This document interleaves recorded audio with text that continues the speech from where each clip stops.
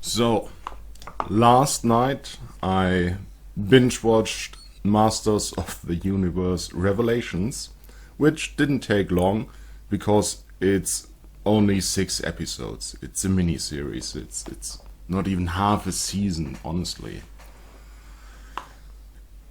And it's a complete shit show. It's one of the worst things I've seen all year. It's already downvoted to oblivion on Rotten Tomatoes. I want to explain why this is a bad show, even if you pretend there was never a He-Man show before. Let's pretend this show exists in a vacuum, and then I will explain to you. I will do this in 3 parts. I will briefly talk about false advertisement. Then I will go through the main characters of the show. Then I will go through the plot of the show and tell you why it's such a miserable piece of garbage. Let's start. So, in the marketing material up to the start of the show, in the trailers, we got the impression it is a He-Man series. It's a continuation of the 1980s series, but it's actually not at all. It's more akin to the 2000 series of He-Man, because in that Prince Adam was like a little scrawny teenager, and he is in this series. But furthermore, He-Man is only in the first episode of this show. Just don't call it He-Man, Masters of the Universe, just call it something else at that point. Anyway, let's move on to the characters. So, main character of the show is Teela. In the beginning of the show, there's a knighting ceremony, pretty much, where she is named Man-at-Arms, and we get to see her in this outfit. This is reminiscent of the outfit from the 1980s show, but this is a pretty good character design. Bright, bold colors, very different from the outfits of any other character in the show, very recognizable, good character design. Nothing wrong with that. And I won't go into the plot too much at this point. Basically, at the end of the episode, she throws a complete temper tantrum. Skeletor is gone. And now?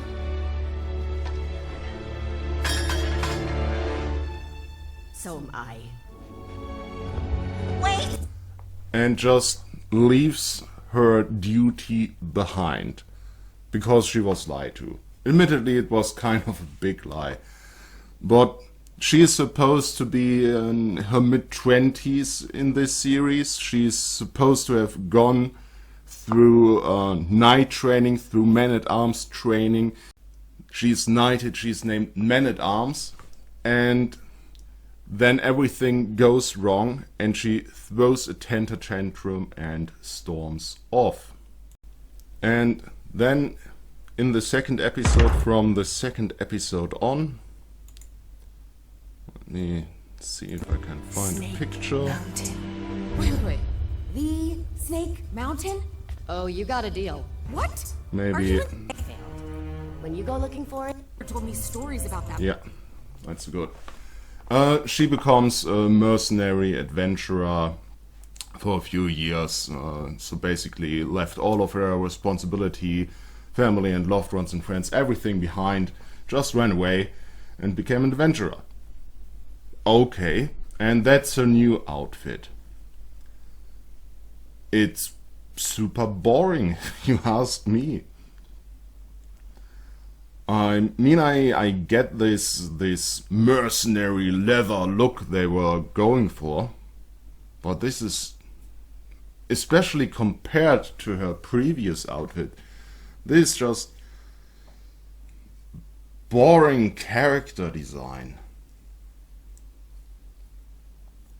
And from now onward, I mean throughout the show, her character is that she is an arrogant asshole, a brash, arrogant asshole. You would expect a character like this to be like a teenage boy who doesn't yet know his place in the world. But remember, this is supposed to be a woman in her 20s, trained knight and man-at-arms. Nope, no, teenage boy. Main character, complete asshole. This is her girlfriend, so they don't explicitly state it in the show, whatever. This is her costume. It's forgettable. That's really forgettable character design. Can you tell me what her thing is just from looking at her? She's kind of the mechanic of the team. And her personality-wise, she is more of a young, curious, adventuring type who loves stories from the old adventures and wants to have adventures herself, but they don't do anything with this character. She might as well not be in the show, honestly. The next most important character is Evelyn. Don't mind the name, it's from the old show. It's such a terrible name. Who puts evil in her name? I actually like this character design. You can immediately tell that she is an evil sorceress. Yet it's still practical and not too much over the top. The only thing I don't like about this is her helmet, but she takes it off in a later episode. She takes the helmet off sometimes, and then she's got white long hair. And that's a beautiful contrast to her dark blue outfit. That actually works pretty well. Well, maybe the makeup is a bit much if she lets her hair down. That works better with the helmet. But overall, strong character design. She is, in the beginning, an antagonist. She's one of the bad guys. It's in the name, Evelyn. Then during the plot, she is forced to work together with the good guys. And basically, she's a brash, arrogant asshole. Though in one episode, she shows that she's got a bit of a soft core. She's not completely irredeemable, it seems. And really, all the other characters are supporting cast. So this trio is our main cast. And there has just no good chemistry between them. She doesn't do and say much in the movie, so she can't act as a foil to anyone. She's a brash, arrogant asshole, and she's a brash, arrogant asshole. And you're just watching them do stuff. And they don't show emotions, and it's honestly, it's super boring to watch this trio. They could have done so much more with this whole setup of enemies forced to work together if they had made Tila more of a classic hero character. Make her a bit younger. Not yet man-at-arms. Make her still a man-at-arms in training. Still looking for her place in the world. Maybe make her a bit naive. A bit more like this character, actually. And then contrast that with the brash, arrogant, nihilistic, sarcastic Evelyn, and have some chemistry that way. I mean, they had potential to have chemistry between those two, and have some dialogue about their worldviews clashing, but The show just doesn't do anything with its characters. So let's go to the plot. Warning, spoilers ahead. So it starts off with Tila's knighting man-at-arms ceremony. Then she is pretty much named General, and in the meantime Castle Grayskull is attacked by the evil forces, and they rushed there to save it. And they are not doing too well until He-Man shows up and saves the day, at least at first. And honestly, isn't that a failure of the leader? Tila was just named Man-at-Arms, but she's super incompetent during this whole fight scene. She doesn't kick ass, she doesn't command troops, she's got no plan, she's just stumbling through it. And then He-Man confronts Skeletor,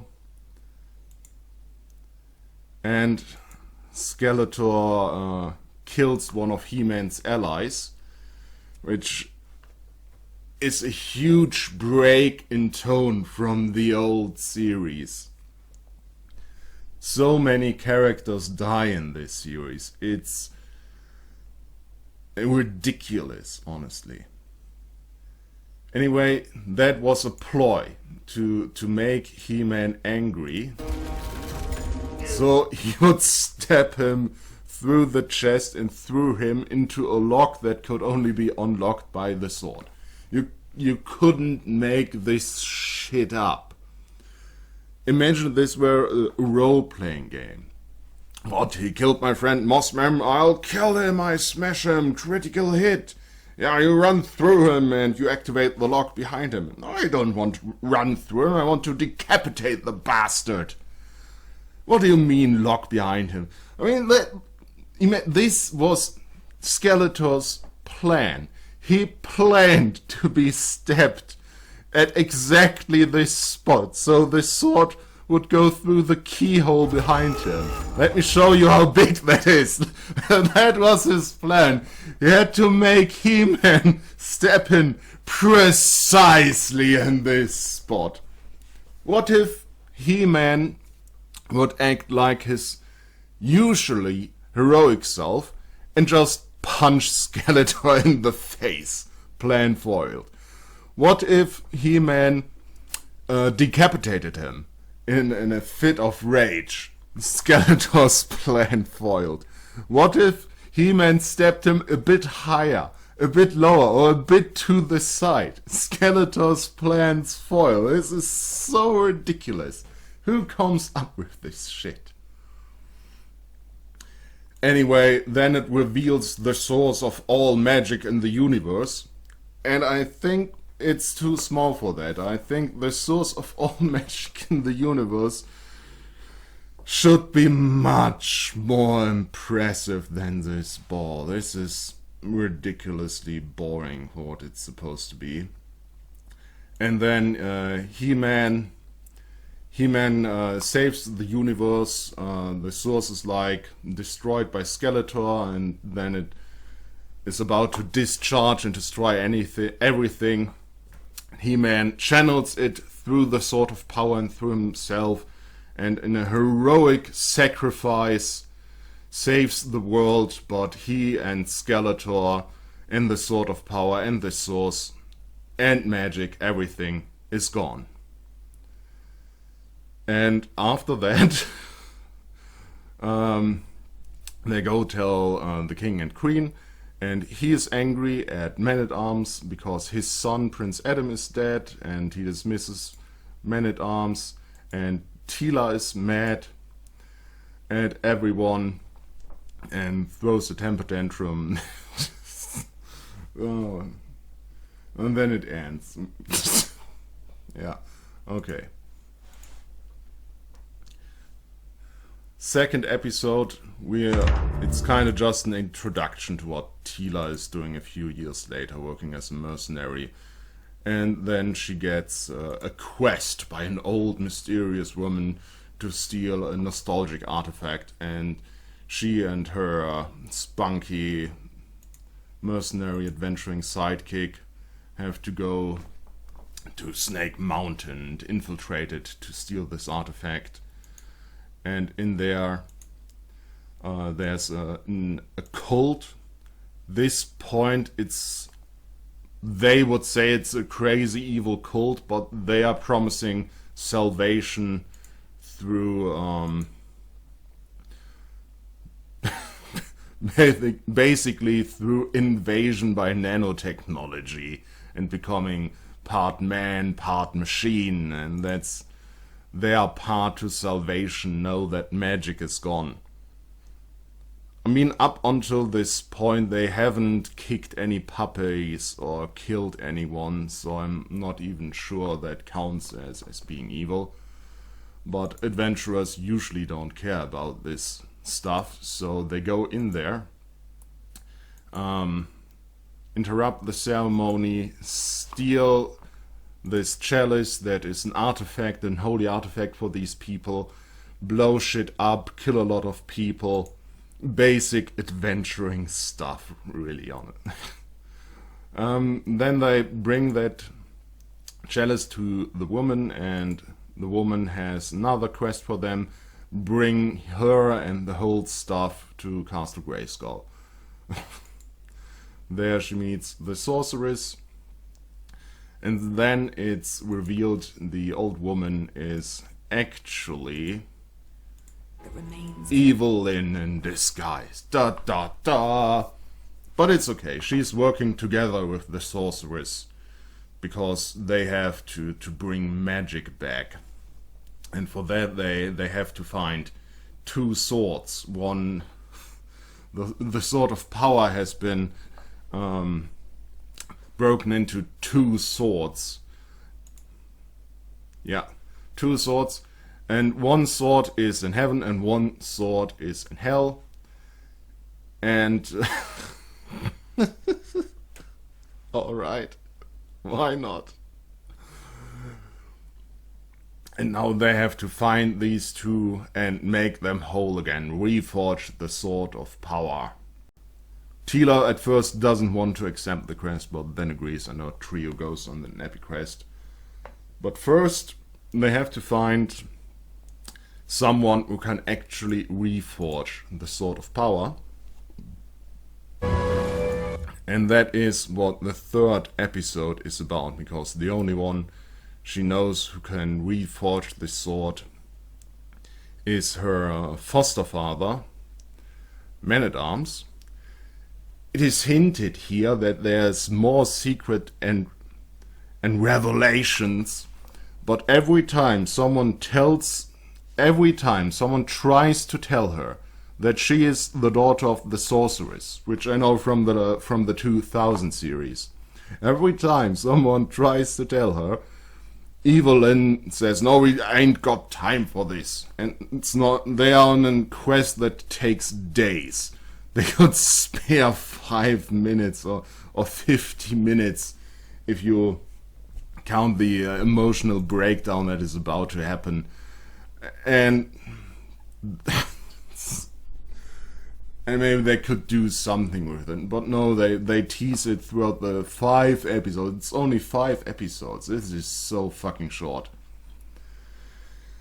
Anyway, they have to find her foster father, Man-at-Arms, who is in exile, in disgrace, but he is actually still taking care of his old friends, of Orko here, who's some kind of trolling mage who's sick. He's been hit really hard because there's no more magic in the world.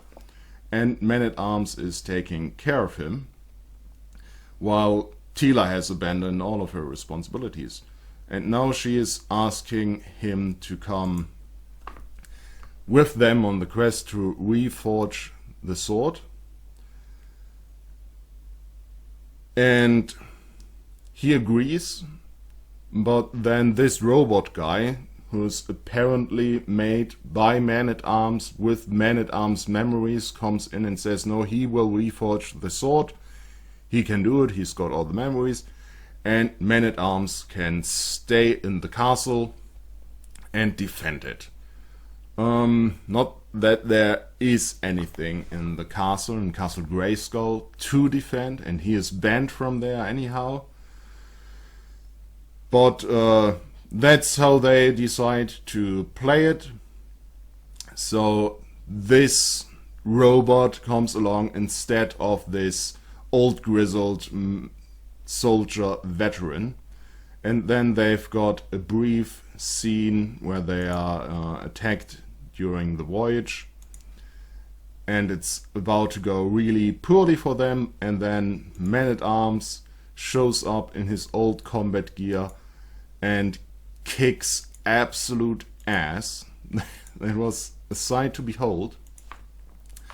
But then he leaves them again to defend the castle, and the rest go on into the underworld with the robot instead of Man-at-Arms. And they go into the underworld. Alright. So they descend into the underworld, and it's just a cave with green rocks in it. That is the underworld of Eternia, and apparently the only one in there is like knockoff Skeletor. And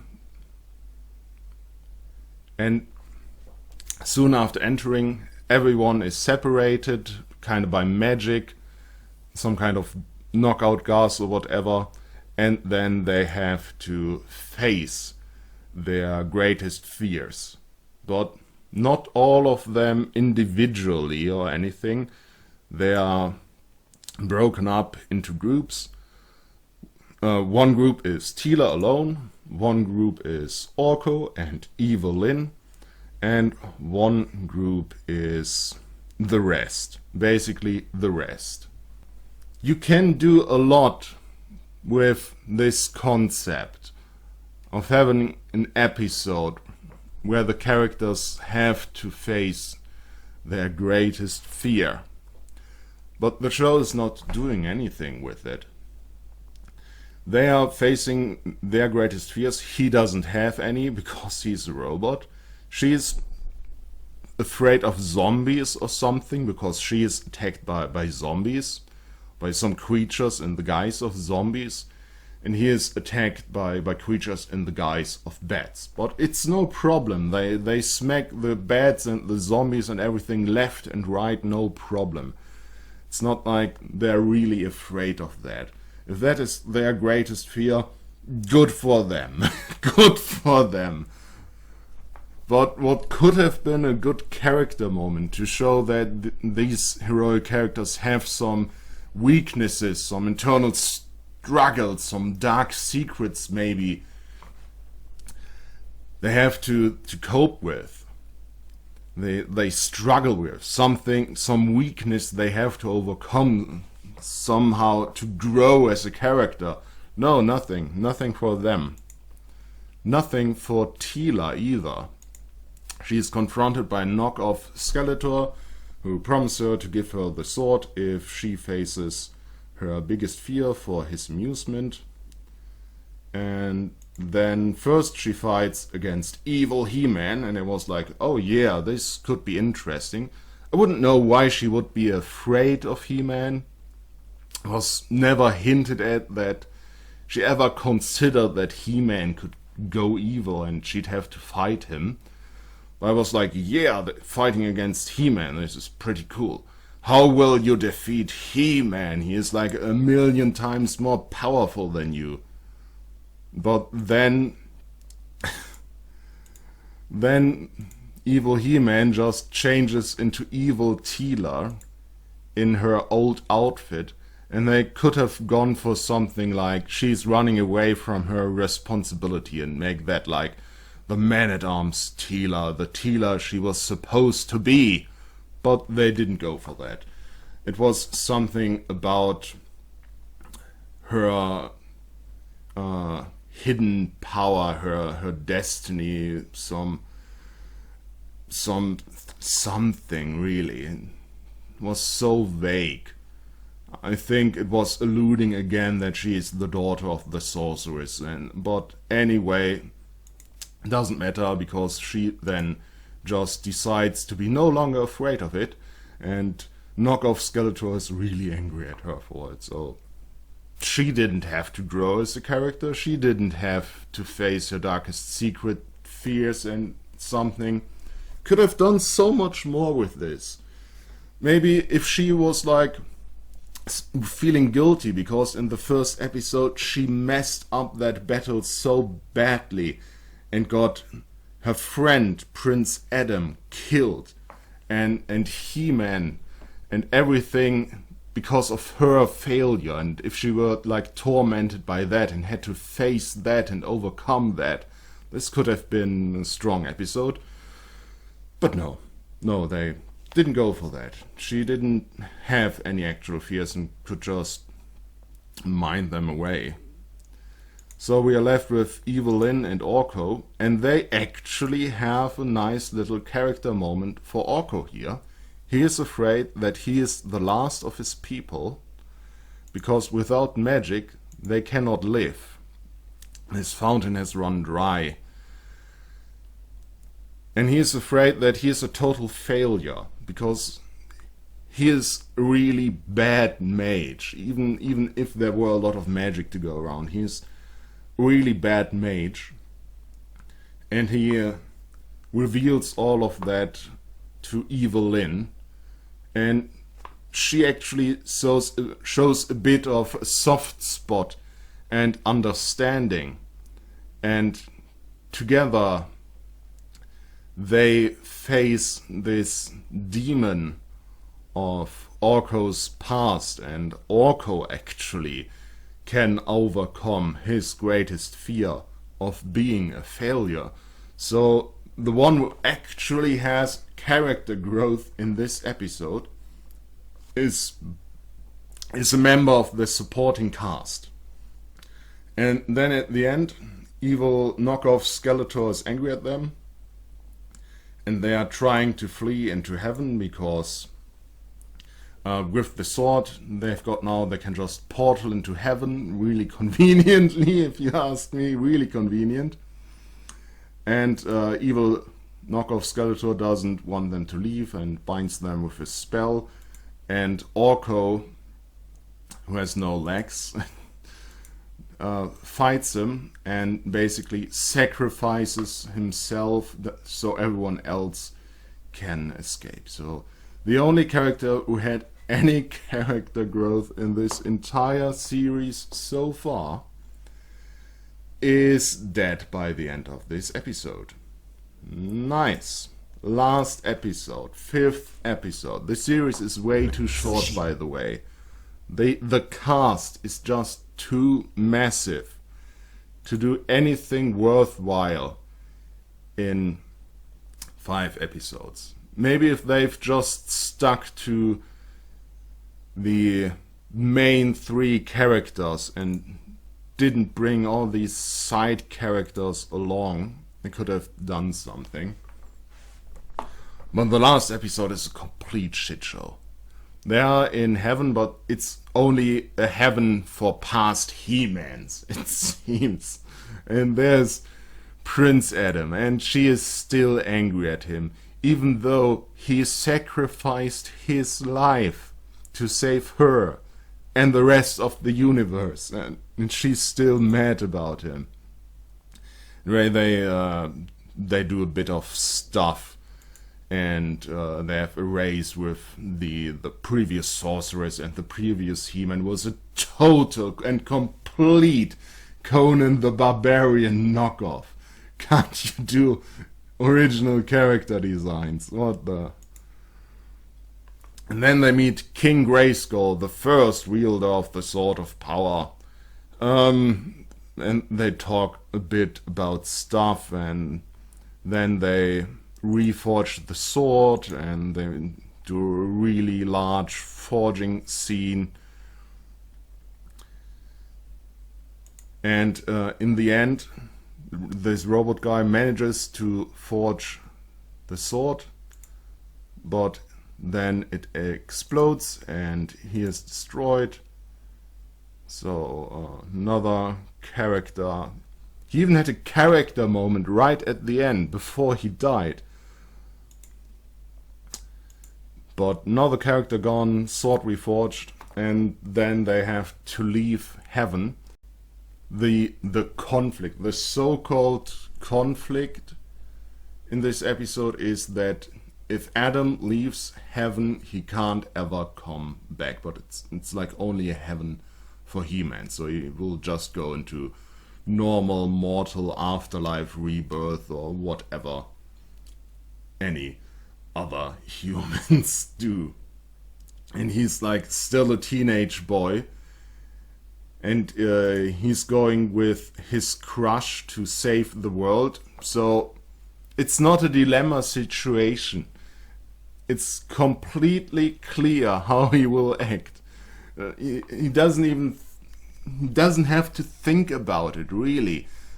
Do I go with my crush to save the world again, have another chance at actual life? Or do I stay with these 5 strange dudes in this strange forest land? It's really not a decision.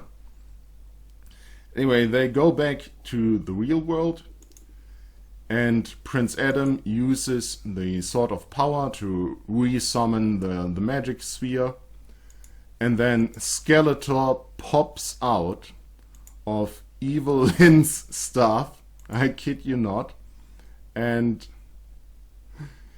this is... you can't make this shit up, honestly. He pops out of the staff and stabs Adam in the back before he can transform into He-Man. Honestly, you can't make this up. No one saw this coming, which is a running theme in this show. This is very similar to the first episode, same location, same characters. If I were to run this story as a GM, my players would scream at me the whole time, I want to act, I want to act, let me do something, I want to defend Adam, I want to swat Skeletor away, no, I don't let him go near any of this. Why are we just standing around? Is it my turn yet to act? They are just standing around all the time. I mean, after he has stabbed Adam in the back, Skeletor takes up the Sword of Power. And instead of attacking him outright and trying their best to get the sword back and kill Skeletor, Evelyn joins him again. She is bound by magic and easily dismissed, and Teela's just kneeling beside Adam, doing nothing. Complete failures in Man-at-Arms again. Then Skeletor uses the Sword of Power to become a god. And Evelyn joins him again, and throughout the series she lamented about how it was the worst decision of her life to become the sidekick of Skeletor. Now she joins him again, and it's just so terrible. So we didn't get to see He-Man another time. Adam is wounded, maybe dead on this floor again just after coming back out of heaven. Everything is just even worse than in the first episode. Oh my... I don't even know. If you didn't notice, all the episodes 2, 3 and 4, they were just mucking about. They were filler. Didn't have character development, didn't have much plot development. You know what would have been interesting? To start with this at the end of the first episode. Have Skeletor's plan from the first episode leave him like this. Leave Prince Adam maybe wounded on the floor, not dead. And the defenders in disarray. And then in the next episode, they have to overcome this without He-Man. So Prince Adam can grow without all this power and has to struggle with his own weakness and make up for it with ingenuity and guile. And Teela has to take up the slack and actually take responsibility as the man-at-arms. And then all of the characters can come together in a desperate struggle to somehow undo this and defeat this god Skeletor. No, no, this is the end of this season, micro season, whatever you want to call it. Honestly, they don't know anything about pacing. The characters are standing around so much without acting as if each and every one of them rolled a natural one on initiative. There's no character development for the main characters. The main characters have no chemistry. He-Man is not in the show. It's just terrible. I mean, the animation's not bad, I guess. That's the best thing I can say for this show. So, that's it for today. Thanks for watching, and goodbye.